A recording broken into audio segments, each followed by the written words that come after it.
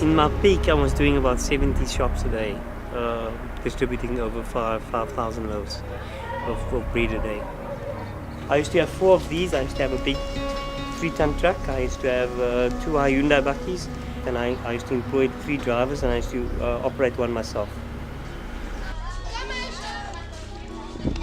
He started that business is long time, but he grew up here, and this is his area most. Well, this is our family property, and this used to be the shop my dad owned and the shop that I took over when my mom retired.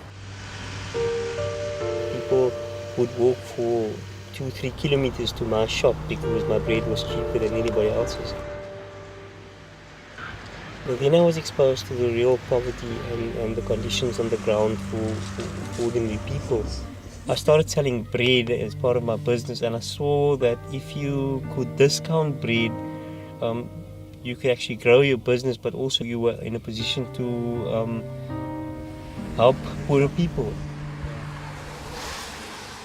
I like him very much, so if he get his bread, even I can say how much I am paying now. If he sells for me 10 cents more, I will buy by him. Then he was doing fine with the bread baking and delivering of bread and all that.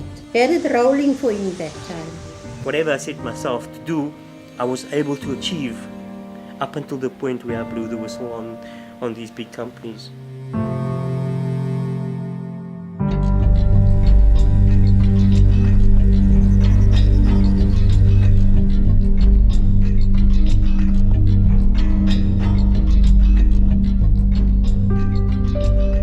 Was when I was in Graham Ford's office on the 12th of December 2006, I can remember it quite clearly.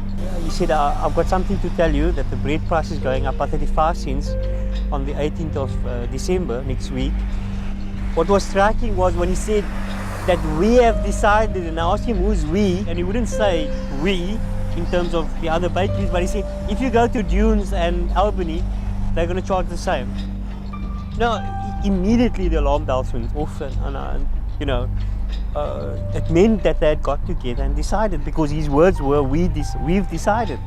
The price of bread was increased artificially. It's because there were company directors who sat around the table and decided that at around about the same time they would increase the price of bread around about the same amount. Where they basically came together through the Milling Council and the Baking Council and said, you will control that piece of the market, you will control that piece of the market, and these will be the prices that we're going to charge. Mr. de Villiers of the Baking Chamber's response to Maureen Maroon of August Action was that if the bakeries were colluding, they were definitely contravening the law, and he wouldn't think they would be that stupid.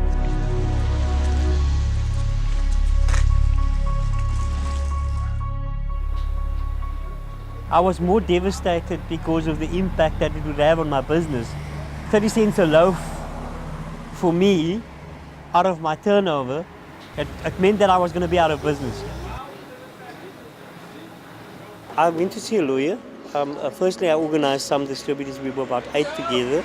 We laid a formal complaint at the Competition Commission that there's collusion happening, and what happened after that was the investigation.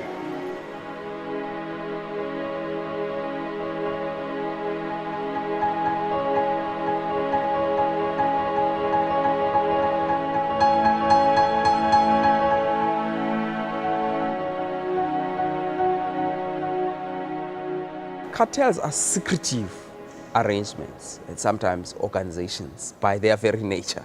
So you've got to have some evidence that's going to destabilize a participant within the cartel. They fear that some consequence is going to happen to them, that the commission is going to knock on their door and say, hello gentlemen, we know you're part of this. Now how would the commission know that? Well, the commission would only know that because some whistleblowers informed them that they should be investigating. The role of a whistleblower is to see injustice taking place and exposing that. But in many instances, people that have been whistleblowers have been targeted and have been victims of those with vested interests. Cartels, monopolies, guerrilla tactic, they occupy the space, milk the consumer, and squish anyone who dares to challenge them. Premier Foods decided not to supply me anymore, or they stopped my supply. And the other bread distributors that became involved in the action backed off, and I was alone. They hit back quite hard, destroying my business, sabotaging my business basically, and accusing me of fraud, accusing me of being involved in criminal conduct. I'm blacklisted, I'm unable to get credit anywhere. We started losing everything, and the sheriff of the court started knocking on the door, and things just started getting difficult, and I was unable to provide for my family the way we were used to. When this happened with the bread story and everything collapsed, he was devastated. Yeah, it was a very emotional decision to close the business and to sell it, because it's been in our family for so long.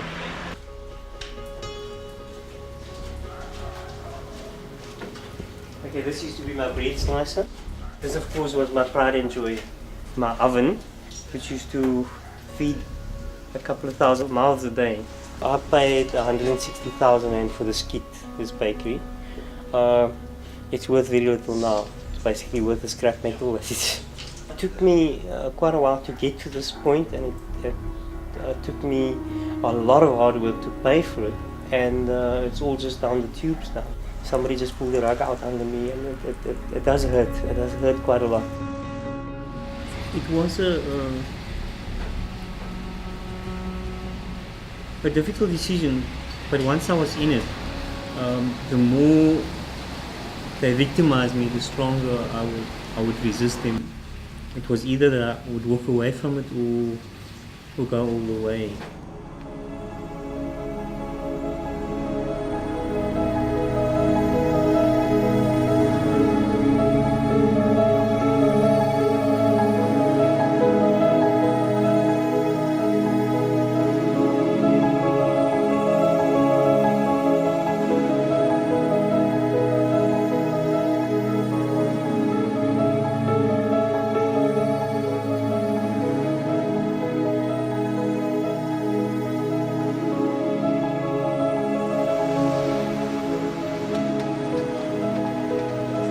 Companies have gotten dramatically richer. The 10 years of the best economic growth this country has seen, and the majority of citizens getting poorer. Talking here bread, which is a staple diet of our country, which is still being held, a monopoly still being held by 4 companies. You wouldn't expect a gentleman in a pinstripe suit to slip into shacks on the Cape Flats and take a slice of bread out of every unopened sliced loaf. But when the price is artificially inflated, that is the effect of what has happened. The price fixing, I wasn't surprised at all. I think there's always the temptation when you have a few big players in a market like the baking market, there's always going to be the temptation that people are going to circumvent the law. And we can just be happy when they get caught out doing it. Now these 4 companies operate, of course, under different brand names. Tiger Brands have their own brand names. Pioneer have their own brand names, Premier have got their own brand names, and Food Corp, they've got their own brand names.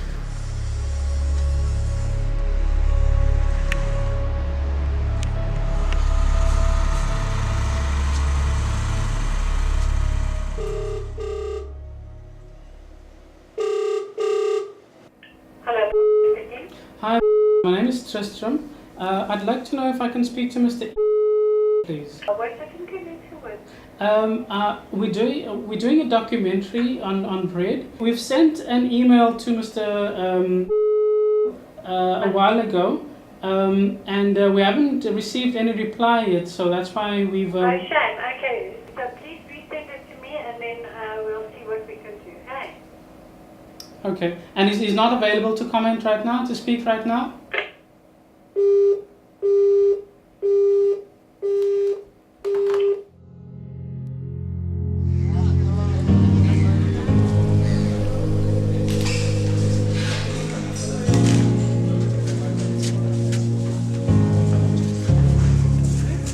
Poorer people spend a larger proportion of their income on food than what wealthy people do. I mean, in South Africa, The poorest half of the population spends more than half their income on food, and the richest 10% of the people spend maybe 5, 6, 7%. It's millions and millions of ordinary people who were affected by the bread price fixing. They buy bread day in and day out, and when the price of bread increases, it diminishes the number of slices that are available on the table. See, staple foods tend to have an inelastic demand in the sense that prices don't really impact on whether people will eat or not. So people will always eat regardless of what the price of food is. And then you have consumption level strategies, so cutting down on meals, cutting down on certain luxury items. Luxury items include vegetables, tomatoes, they include oil, they include toothpaste, they include a lot of things that some South Africans wouldn't even consider luxury items. South Africa indeed is able to produce food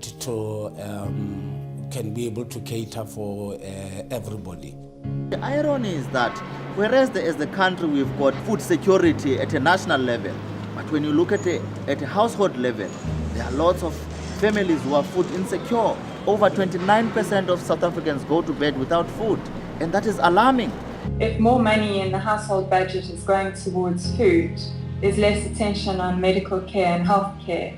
The poor households generally respond by cutting back on dietary diversity and increasing the consumption of the staple item. So there's not enough nutrition in the food that people get, means that there's an increase in blood pressure and diabetes in communities. Providing children with adequate food is good for educational performance. Why? Because the physical and mental development of children depend on an adequate diet. If a child is deprived of nutrition between the age of 0 and 5, you are stunted for life. And at the moment, 3 to 4 million people in this country of that age group actually suffer. In fact, people blame the teachers for poor quality of education. I believe that is actually that lack of access to proper food.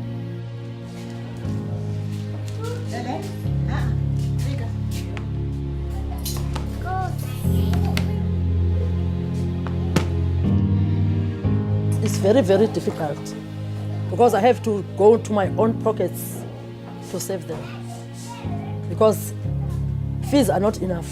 We open at 6 o'clock in the morning and go to the shop and buy bread for the kids for the breakfast and come back and start making the breakfast. It will be a problem if 2 slices of bread can be taken away from here. Do you have children? Yes, I've got children. And I'm the only one who's working. Ek is die only broodwinner wat nou brood op die tafel kan sit vir kinders. Ja, dat ek moet dink hoeveel kinders, die kinders eet met baie brood man. Nou is daar nog kinders wat op die pad wat daar buite dwaal wat ook 'n stukkie brood soek.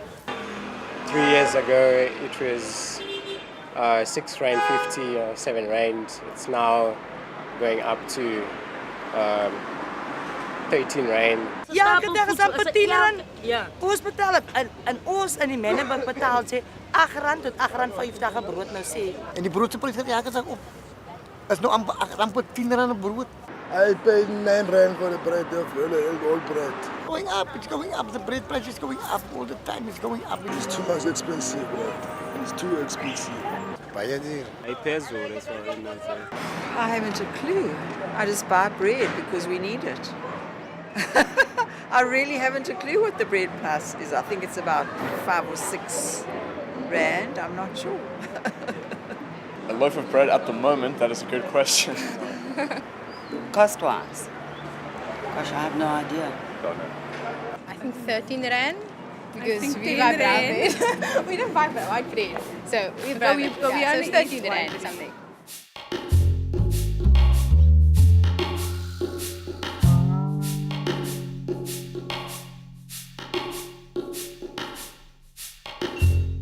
Ek sê mos die ryker wat ryker en die armes wat nog armer.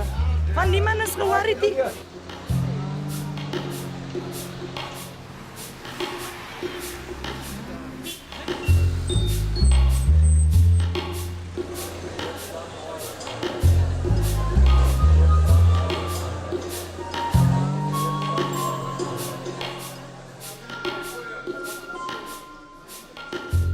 live in a society which is very unequal, which has 300 years of racist rule behind it, in which we're trying to develop some form of nation that holds together.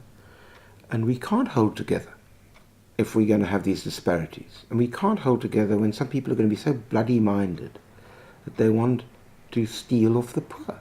It's just not on.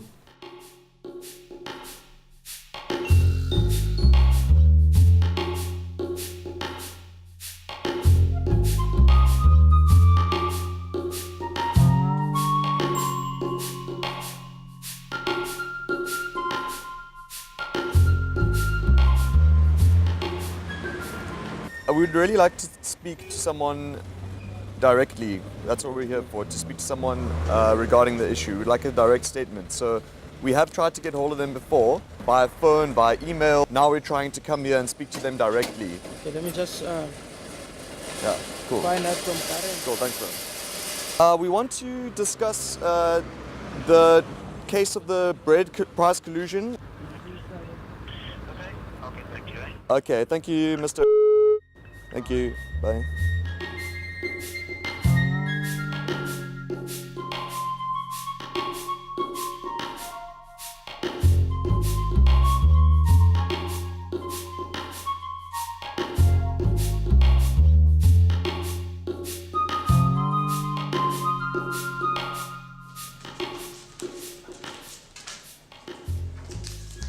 In February 2007, Tiger was served by the Competitions Commission with a complaint related to collusion around bread pricing with a number of our competitors. They were found guilty. They came to our court, the Competition Appeal Court, but before we could hear the matter was settled. And what we actually did was that we continued with our cooperation with authorities, and in November 2007, we agreed to pay a penalty of 97.5 million. It's a considerable fine, there's no question about it. I mean, probably one of the largest imposed in South African competition history. Some of them said that they refused to admit that they're guilty, and those cases were referred to the tribunal, and the tribunal basically imposed in 2009 10% on the total turnover of 2 or 3 of these companies.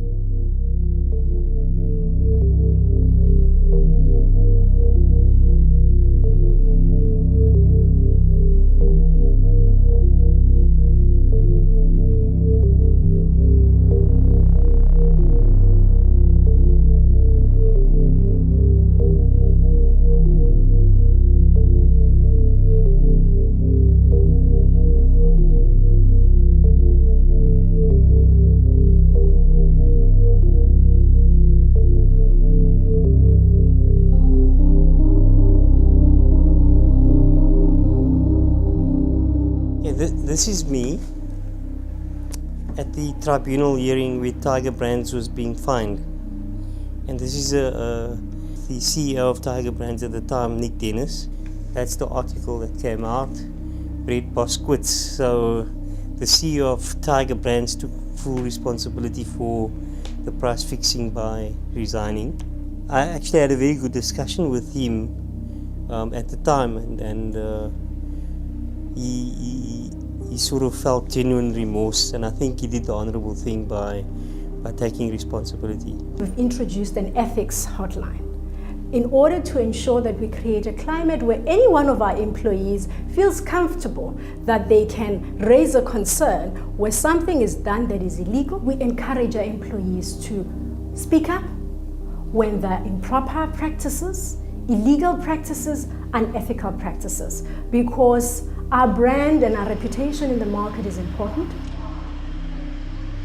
Unfortunately, what we have found was that the fines imposed by the competition authorities do not go far enough to deter this practice.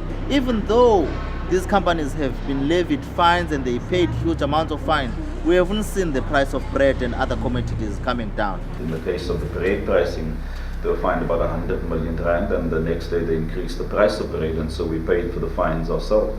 Profits were made even though huge fines were paid, so the profit was less. The fines are collected by the competition authorities and are taken to the big sack in the treasury, and they get used for all sorts of things. What we had asked for was that these funds must be used for poverty alleviation program. It's been an ongoing struggle in this country for poor people to get access to their basic right, which is one of the basic is food. Yeah, seeing people suffering from buying bread, I volunteer to be one who stands for the consumers.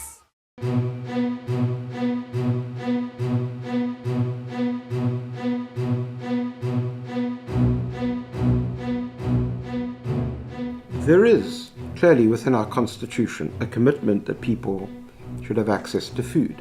Consumer organizations and distributors are now saying, well, we've been hugely impacted detrimentally as a result of having to pay far higher bread prices than otherwise would be the case. So the question was the launching of a class action in order then to determine whether the class should be paid damages. We do not anticipate that money will come into our individual pockets. What we want to see at the end of the day is that as consumers, we must be able to get bread at a fair price that is not artificially inflated. Justice becomes a very expensive business, and sadly so. And in the area of competition law, the area we're talking about, the fees that are charged are outrageous and are way beyond the scope of the ordinary person. A class action is a cheaper way of getting a civil dispute adjudicated. It will be good for the average South African because a lot of people have had the same problem. They can all take that problem up together with one set of costs instead of individually with a set of costs for each of them. Class action is going to play a big role. It is still difficult because there is no culture of class action in this country.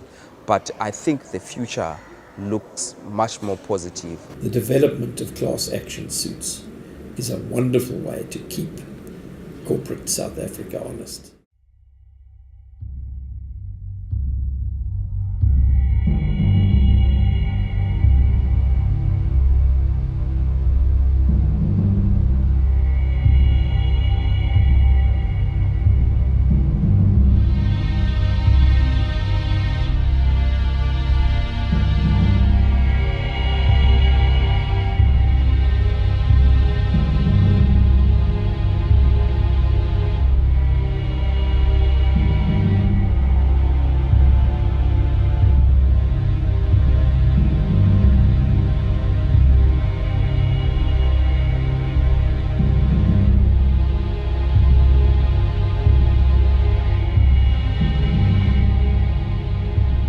We are at the Supreme Court of Appeal in Bloemfontein to appeal the judgment of Acting Judge van Zyl, in which he dismissed our application to be certified class representatives in order to pursue a class action against the breed cartel. This is the first class action of its kind ever in South Africa. The legal principles which have now been created with regard to class actions will of course ensure that class actions will take place when the government doesn't deliver, whether it be education, whether it be housing, other forms of social goods that we're talking about under Section 27 or Section 26 of the Constitution. The lack of service delivery at government level and the amount of protest that has gone on because of lack of service delivery is the probable reason for no legislation about class actions being on the statute book. The government doesn't want to give the people a stick with which to hit it. Which is really bullshit actually. You know, it's really bullshit. You spend your hours listening to people. What is a class? Did they make profit? These are crooks. I know, like actually recorded. These the managers of these three companies should be in jail actually. They basically be found guilty of crookery.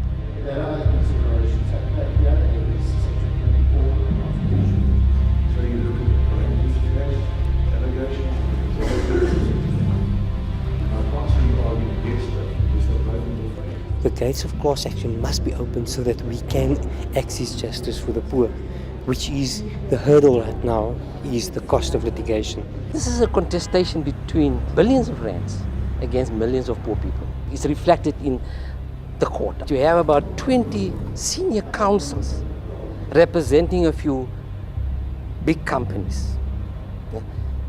And then you have 3 lawyers representing millions of people. So there's actually no contest. I was wondering if you represent one of the bread companies? We can't talk for them. You must contact them directly. What was the crux of your argument today? Well, that there was no case made out in this matter on the paper. Okay, would you like to be a little bit more? No. Explain a bit more on that? Go well. Would it be possible to set up a time to have a discussion at some other point?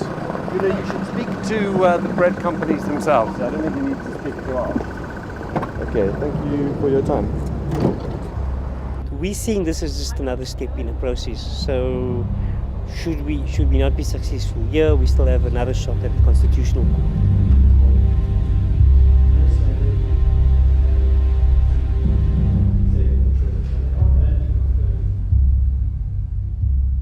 That court case is what is the focus right now of my life. I've lost at the High Court, I've lost it in the appeal, I'm now at the Supreme Court of Appeal, and I'm prepared to take this case right up to the Constitutional Court.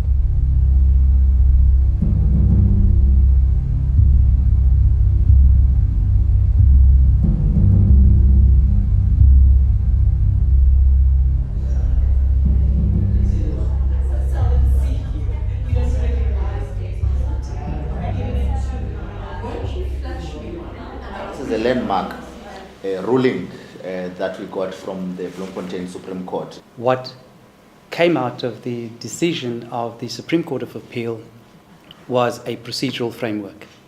We still don't have laws, but the court clearly indicated that we cannot wait for the legislature. It's been 6 years since the initial complaint, and it's a significant victory. The second appeal to these companies is a serious appeal.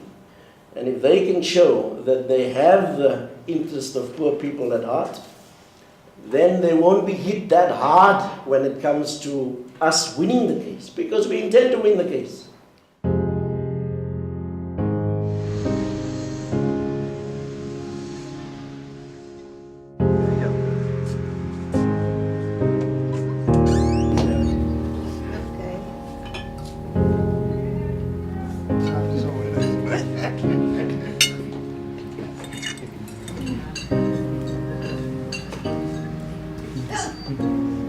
I used to be a very angry person.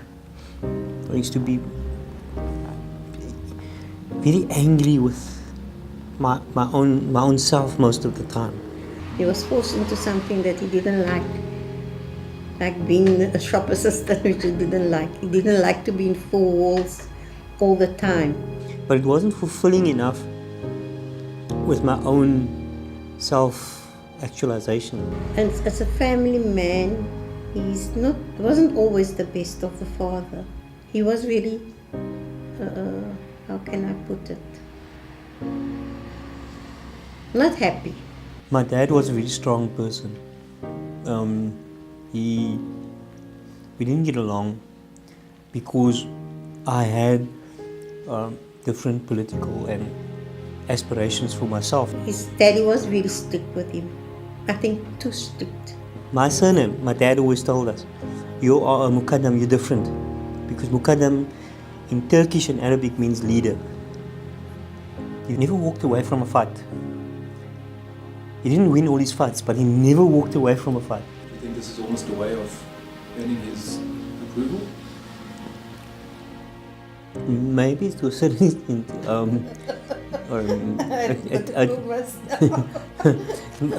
Maybe yes.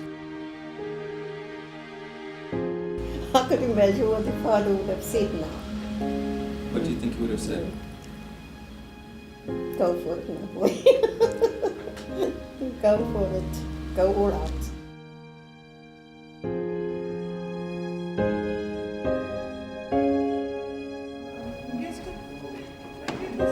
CTV is a local Cape Town-based community television station. It's an NGO, it's a not-for-profit organization.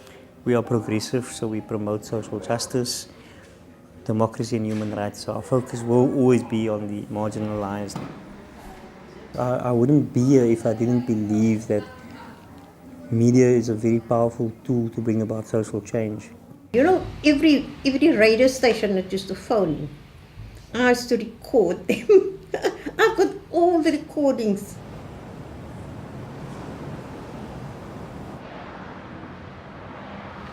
Used to call him the David and Goliath. One presenter called him David and Goliath. Yeah, one of the most ironic things about working at Cape Town TV is that I'm working right next to Premier Foods. And as you can see outside of the windows, they're building. And most of the day you get the smell of bread, which I was quite accustomed to when I was in the bread industry. And I'm always getting the smell of bread, so I feel quite comfortable in the environment. So this is the big Premier Foods, and I think we've given them a run for their money.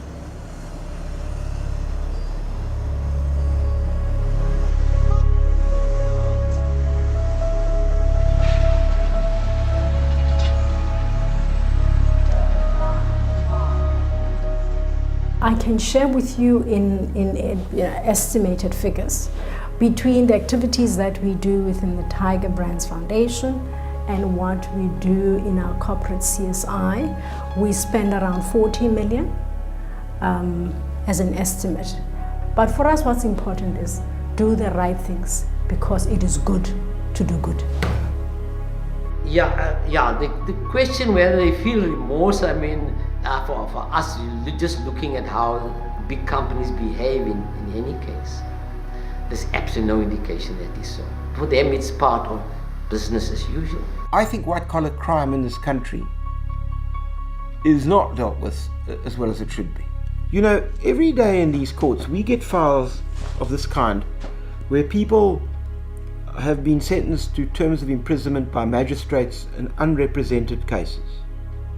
They may have stolen 2 bananas from Pick n Pay, and they get 6 months in jail. And yet people can steal millions, hire fancy lawyers, and the next thing, judges become very sympathetic and say, well, you know, shouldn't be in jail. And I'm troubled by that.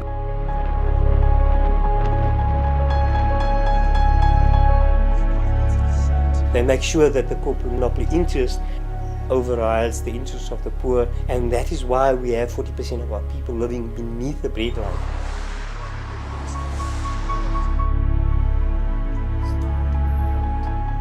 I'm afraid the political will is lacking. There is endemic corruption in high places and a desire to keep that corruption covered up. We're living in a hypocritical society with a hypocritical government. They speak left and they act right. This government is trying by all means to help those who cannot be able to help themselves. But I wouldn't need to comment on it as to whether is it enough or not enough. Government is backing the monopoly horse, I'm afraid. A lot of the central planning is perfectly legal. You may remember that under the apartheid system we had all these boards, you know, the banana board and the carrot board, and we had a bread board. We had that was the problem. So prices were fixed. And my guess is that what has happened is that it was almost too tempting not to continue. Anti-competitive behavior in South Africa is really endemic, and this is because of our history. Whether you look at cartels or you look at monopolization in the classic sense of the word, you will find either state-owned enterprises or formerly state-owned enterprises. Government itself condoned and sometimes even sanctioned cartels. There isn't a well-entrenched culture of corporate ethics in South Africa. What you've got to remember is historically those active in business in South Africa were prepared to tolerate the crime of apartheid. Where do you get a high ethical standard out of that? The entire South African economy is built on a colonial foundation of theft. Theft of land, of violence, of forcing people to leave their homes and their families and go to work in the economy.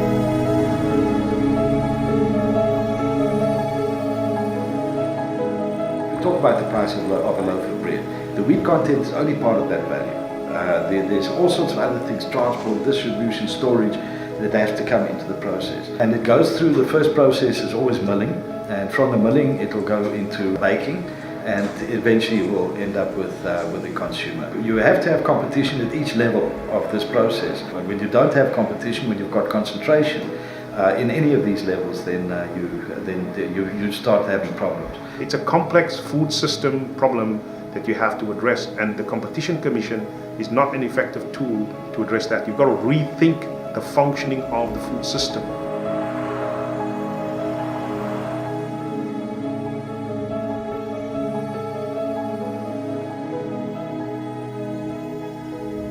Why do we till the land?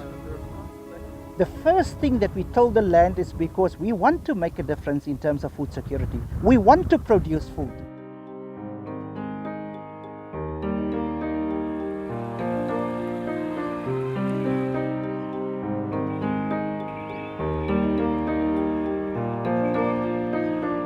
Here we are planting some vegetables because we were not working. We were trying to make even some jobs by doing this, you see, so that we can have something to eat.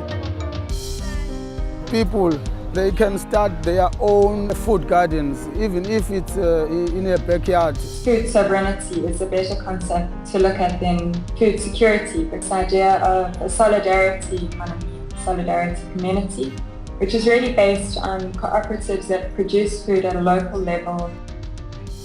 The aim is to see to it that each person is able to have food on the table. Hence our minister, Dina Jumat Peterson, says one household, one garden.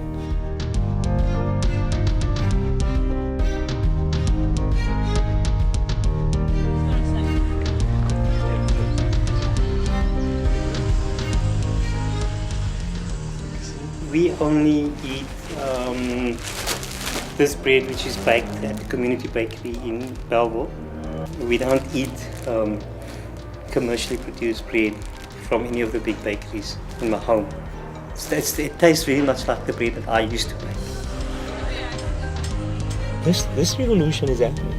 This conscious consumerism, when people start saying, I'm going to buy local and I'm going to be conscious on how I'm buying, that the product that I'm bought, there was no child labor, there was no exploitation, the workers were paid a fair wage. Companies need to start to see their consumers as part of their community. The corporate mindset that no matter what, consumers have no alternative and they will continue to buy no matter what. And this must change. Many have learned that there's a lot to be lost from your own reputation as a business. The climate within our society says to corporates, clearly this type of conduct will not go unnoticed. All I read are people who say, no, get government out of the way, get regulation out of the way. Well, if you get regulation out of the way, you're going to get cartels. Why? Because the idea that these four competitors would have been ruthlessly competing against each other in order to increase market share doesn't always work. And it doesn't always work if they think they can get away with it. And they will always be able to get away with it when there is inadequate regulation. And that's the problem. This is not a binary debate between some Stalinist society on the one hand and some mad Tea Party arrangement on the other. It's the question of really looking to see how we can ensure that our markets work fairly and freely. And that they can't do so unless blockages are destroyed. It's not about philosophy. It's about basic needs, righteousness, morality, values. Jesus comes along, he says it's a sin. Karl Marx and his peers come along and say it's theft. Muhammad says it's haram. So there's always been in all the religions, greed is sin.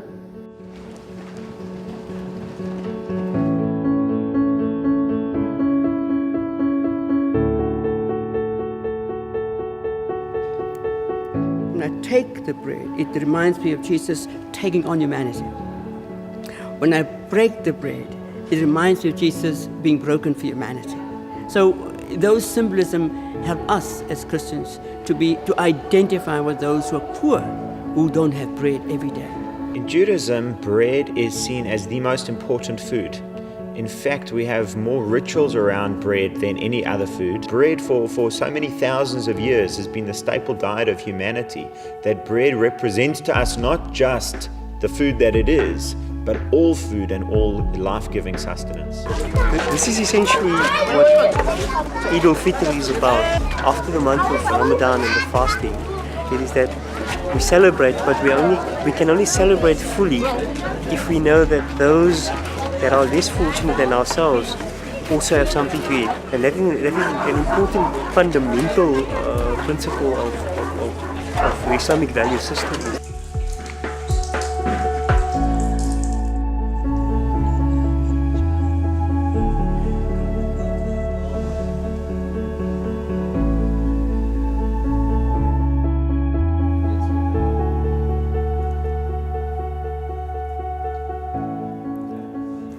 This was a feature in the Huisgenoot magazine, where they actually got me as a hero. It's a form of struggle as well. It's using the newspapers effectively to get your voice heard and a perspective out there. But even Minister Trevor Manuel took note of my work. So yeah, the newspapers does help. Well, in most cases I just pray to the Lord that it doesn't go to my head. That mustn't change who I am as a person. This article here sort of illustrates what I actually went through. And I took a more personal take on the fact that I was being victimized and that my business was suffering. And the media campaign there didn't help much. No amount of media attention can change your own personal situation. When you've got all this glamour and glitz around you with the media, it doesn't mean that your kids are not going hungry at home or that you don't have personal issues and crises.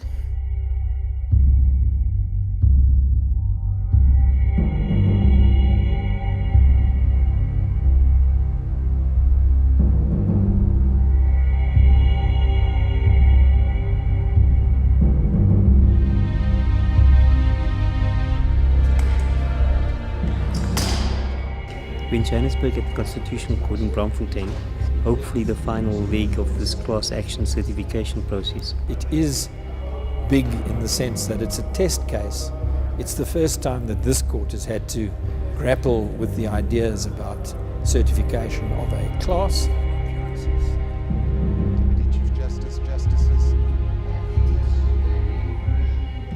It's just the lawyers that's benefiting. They're like vultures picking the last bits of meat.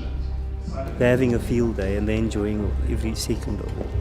It's starting to work on my nerves because they're the only people making all the money. If you look at the amount of money that has been spent on legal fees so far, it could have been spent on reducing the bread price. If you look at where this court case is right now, I'm stuck with all this obsolete equipment. I've lost my business, I've lost my bakery, I've lost my bread distribution route, and I'm still stuck with the 700,000 cost order as well. In the first court in Cape Town, all those years ago, costs awards were made against Imraahn Mukaddam because he was the unsuccessful litigant. If they do affirm a cost order against me, it will really be a travesty. It will mean that very few Davids will stand up to take on the Goliaths of the world. He's at risk in relation to those cost awards, and it will ruin him if the cost awards stand. What is the counterfactual difference? And you say, well, yeah, it does make you feel that I shouldn't have spoken out. I should have maybe just gone with the flow. I shouldn't have been as vocal as I was, and then also this this feeling of being of being abused. I feel that I've been abused by the system.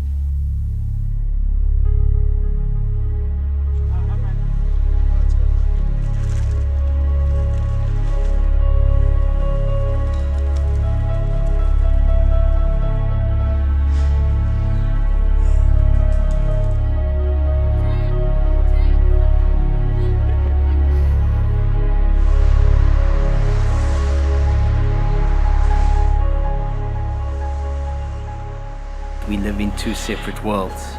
You know, this side of the N2 and that side of the N2 in Cape Town. It's two completely different realities.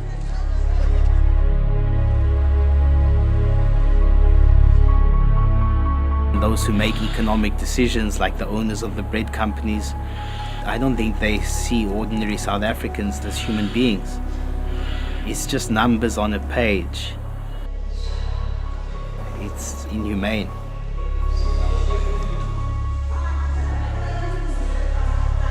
See now, coming, the kitchen is closed. No food, I ever got popo. Nothing, sorry for that answer. I got nothing, but okay, I see for myself the piece of dry bread. It's alright for me. It's alright.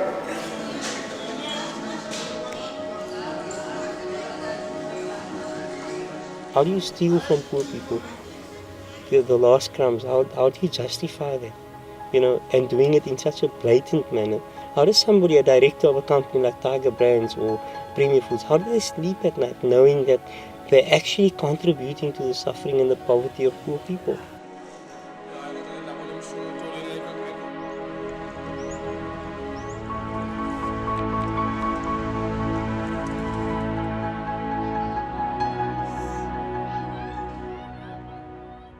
What can we do? What can we do? This is a critical question. The first thing is to getting angry, to get pissed off. Our only solution is going to be the uprising.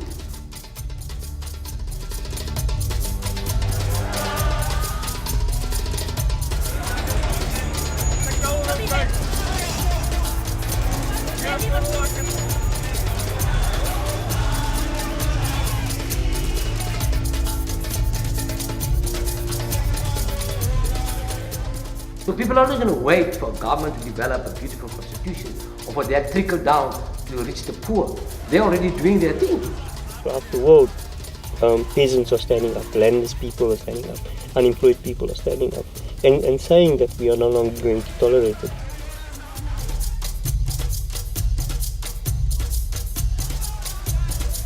As hulle toe so vir al die onnodige goed te brand, die goed is af. Niemand poes moet vir die dinge wat baie belangrik is soos die pryse van die brood. Ordinary South Africans must get organized, must get educated, and must stand up. You need change. You need new people. You need new culture in the South African business in general.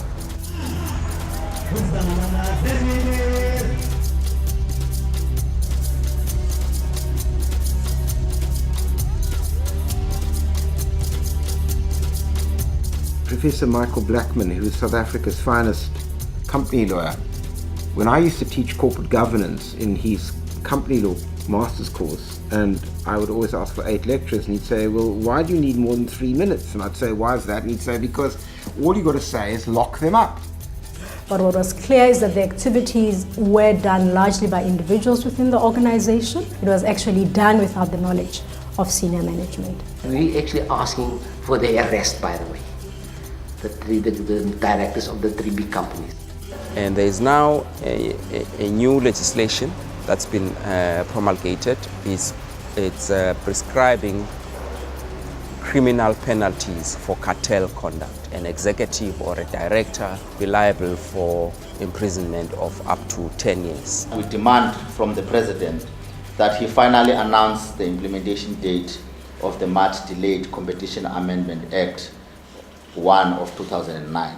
You know, society is suffering from this messiah-like syndrome, waiting for someone out there to do things for themselves. Communities have been the one that have been robbed.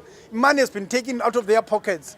But, you know, they seem to think that government will solve it all for us. And I'm saying people must be involved because this directly affects them. Many a time we are looking at government and we say, government, you need to help us. But we need to change that perspective and say to ourselves, what are we going to do to change them? The research reveals that of every 10 people on earth, 1 will never be corrupted, 1 will always behave corruptly, and the other 8 could go either way, depending on the circumstances.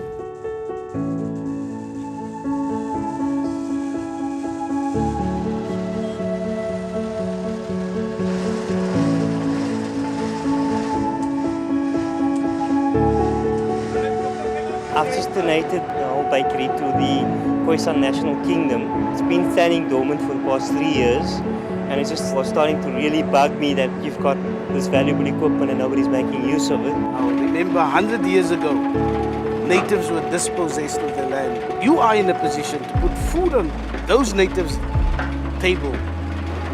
I thank you for what you are doing. If you read through the Torah and you see the story there, it's absolutely frightening. Goliath says to him, I'm going to kill you, I'm going to destroy you. And David is somebody who's just not intimidated. He's able to stand up and say, I'm the one who's going to win. I'm going to take you down.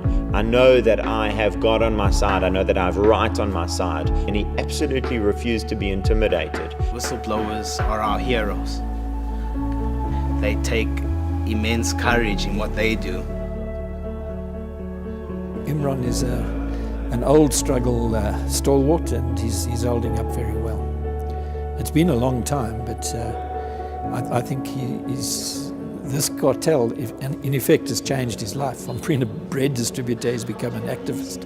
And if he wanted to, he could have carved himself just a nice niche out with these bread companies and enriched himself around it. But he stood for the right moral questions, and he raised and blew the whistle on many of these bad practices. I had to go through that crisis to really find who I am and where I want to be, and also to realize that there's more to life than just money, and there's more to life than just this constant struggle for material gain. I'm past the bitter stage. I would like to do some business with them. If they can come and advertise with Cartel TV, it would be great. But I don't think I'm the right person to approach them. I have to get closure. I have to get closure with this chapter in my life. And this is a fitting way to close it.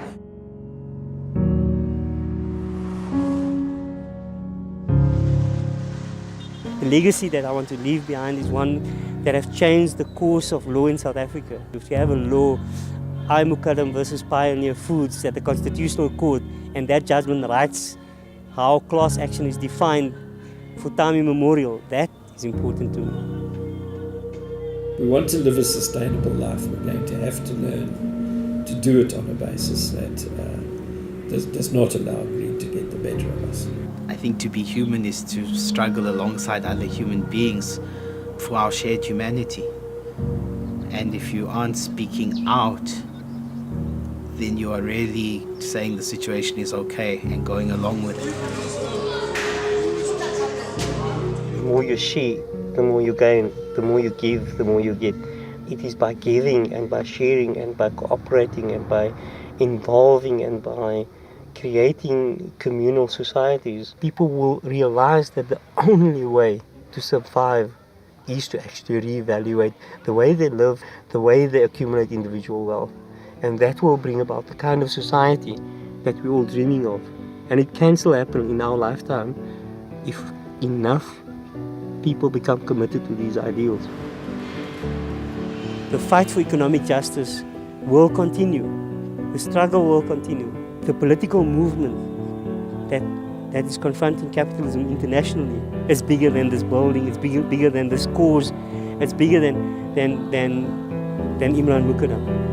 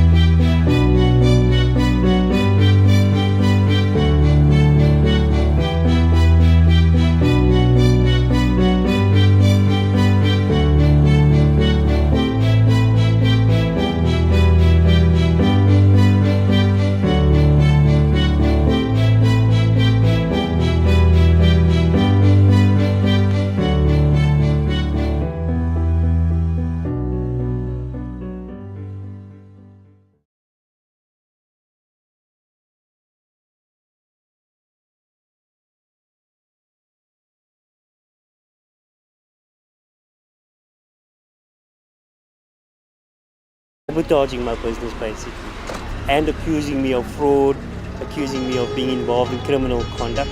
I'm blacklisted, I'm unable to get credit anywhere. We started losing everything, and the sheriff of the court started knocking on the door, and things just started getting difficult, and I was unable to provide for my family the way we were used to.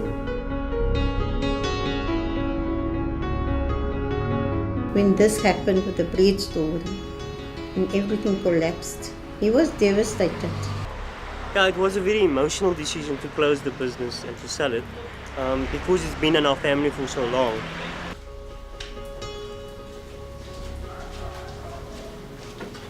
Okay, this used to be my bread slicer. This, of course, was my pride and joy. My oven, which used to feed a couple of thousand mouths a day.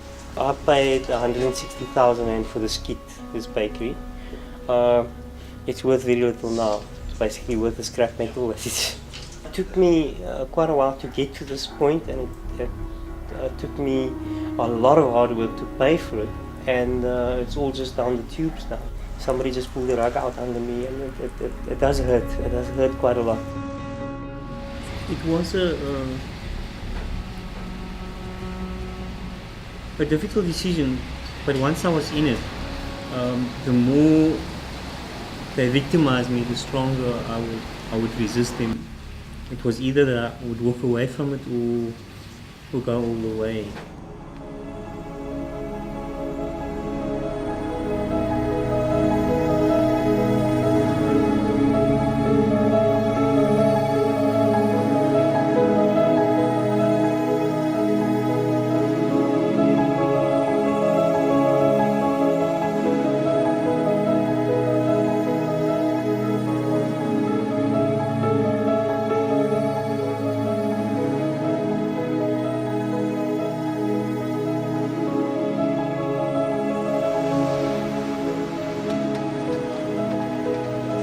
Companies have gotten dramatically richer. The 10 years of the best economic growth this country has seen, and the majority of citizens getting poorer. Talking here bread, which is the staple diet of our country, which is still being held, a monopoly still being held by 4 companies. You wouldn't expect a gentleman in a pinstripe suit to slip into shacks on the Cape Flats and take a slice of bread out of every unopened sliced loaf. But when the price is artificially inflated, that is the effect of what has happened. Oh, the price fixing, I wasn't surprised at all. I think there's always the temptation when you have a few big players in a market like the baking market, there's always going to be the temptation that people are going to circumvent the law. And we can just be happy when they get caught out doing it. Now these 4 companies operate, of course, under different brand names. Tiger Brands have their own brand names. Pioneer have their own brand names, Premier have got their own brand names, and Food Corp, they've got their own brand names.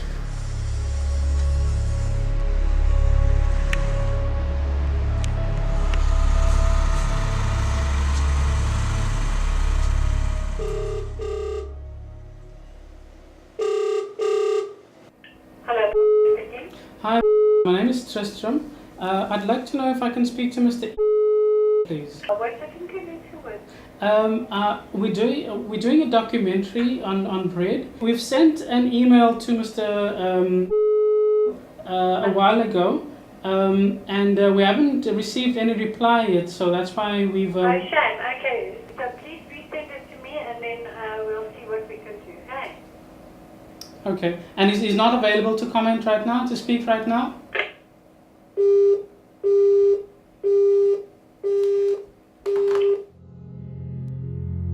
Bread is part of my business, and I saw that if you could discount bread, you could actually grow your business, but also you were in a position to help poorer people. I like him very much, so if he get a bread, even I can say how much I'm paying now. If he sells for me 10 cents more, I will buy by him. Then he was doing fine with the bread baking and delivering of bread and all that. He had it rolling for him that time. Whatever I set myself to do, I was able to achieve up until the point where I blew the whistle on these big companies.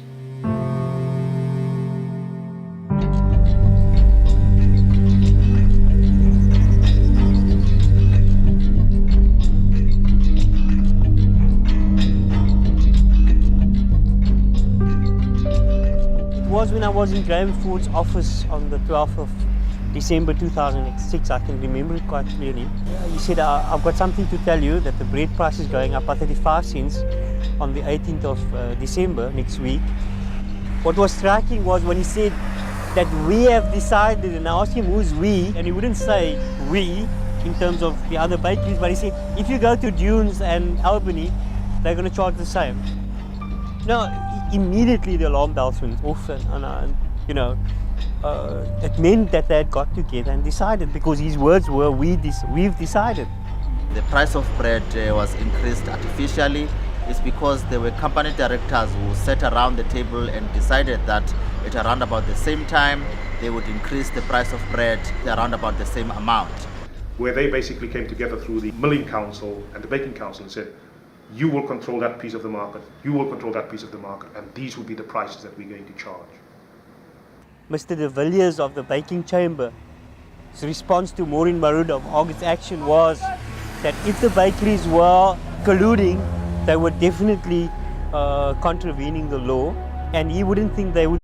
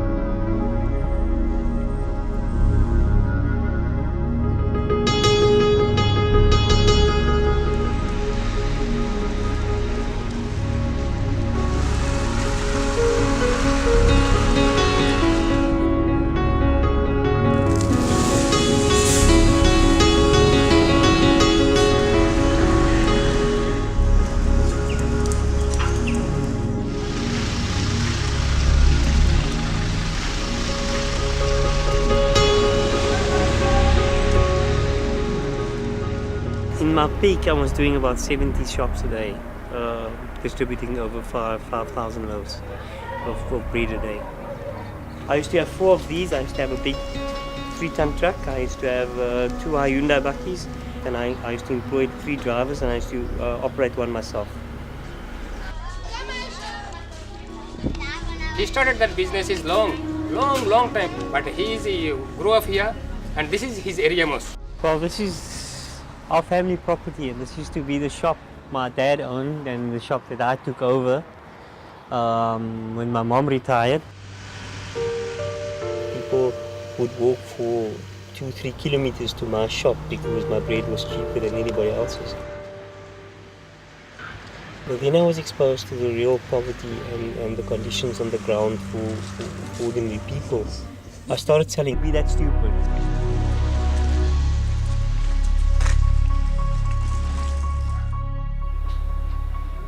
I was more devastated because of the impact that it would have on my business. 30 cents a loaf for me, out of my turnover, it meant that I was going to be out of business. I went to see a lawyer. Firstly, I organized some distributors. We were about 8 together. We laid a formal complaint at the Competition Commission that there's collusion happening, and what happened after that was the investigation.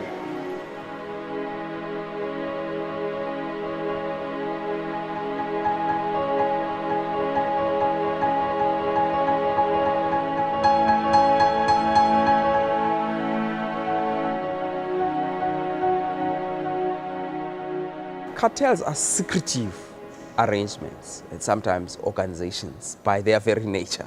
So you've got to have some evidence that's going to destabilize a participant within the cartel. They fear that some consequence is going to happen to them, that the commission is going to knock on their door and say, hello gentlemen, we know you're part of this. Now how would the commission know that? Well, the commission would only know that because some whistleblowers informed them that they should be investigating. The role of a whistleblower is to see injustice taking place and exposing that. But in many instances, People that have been whistleblowers have been targeted and have been victims of those with vested interests. Cartels, monopolies, guerrilla tactic, they occupy the space, milk the consumer, and squish anyone who dares to challenge them. Premier Foods decided not to supply me anymore, or they stopped my supply. And the other bread distributors that became involved in the action backed off, and I was alone. They hit back quite hard, destroying my business.